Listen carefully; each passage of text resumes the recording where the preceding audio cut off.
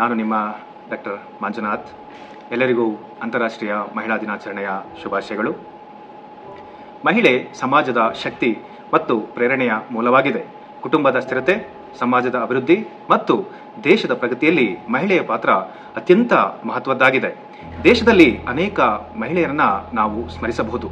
ಉದಾಹರಣೆಗೆ ಝಾನ್ಸಿ ರಾಣಿ ಲಕ್ಷ್ಮೀಬಾಯಿಯವರನ್ನ ಧೈರ್ಯದ ಪ್ರತೀಕವಾಗಿ, ಮದರ್ ತೆರೇಸರವರನ್ನ ಸೇವೆಯ ಪ್ರತೀಕವಾಗಿ, ಹಾಗೆಯೇ ಕಲ್ಪನಾ ಚಾವ್ಲಾರವರನ್ನ ವಿಜ್ಞಾನ ಕ್ಷೇತ್ರದಲ್ಲಿ ಮತ್ತು ಆಡಳಿತ ಕ್ಷೇತ್ರದಲ್ಲಿ, ನಮ್ಮ ಇಂದಿರಾ ಗಾಂಧಿಯವರನ್ನ ಸ್ಮರಿಸಬಹುದಾಗಿದೆ.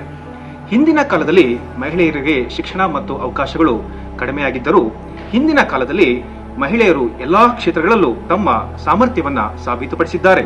ಶಿಕ್ಷಣ, ಕ್ರೀಡೆ, ರಾಜಕೀಯ ಮತ್ತು ಉದ್ಯಮ, ತಂತ್ರಜ್ಞಾನ ಕ್ಷೇತ್ರಗಳಲ್ಲಿ ಮಹಿಳೆಯರು ಮಹತ್ವದ ಸಾಧನೆಯನ್ನ ಮಾಡಿದ್ದನ್ನ ನಾವು ಗಮನಿಸಬಹುದಾಗಿದೆ. ಸಮಾಜದಲ್ಲಿ ಮಹಿಳೆಯರಿಗೆ ಗೌರವ ಮತ್ತು ಸಮಾನ ಅವಕಾಶಗಳನ್ನು ನೀಡುವುದು ಪ್ರತಿಯೊಬ್ಬರ ಜವಾಬ್ದಾರಿಯಾಗಿದೆ.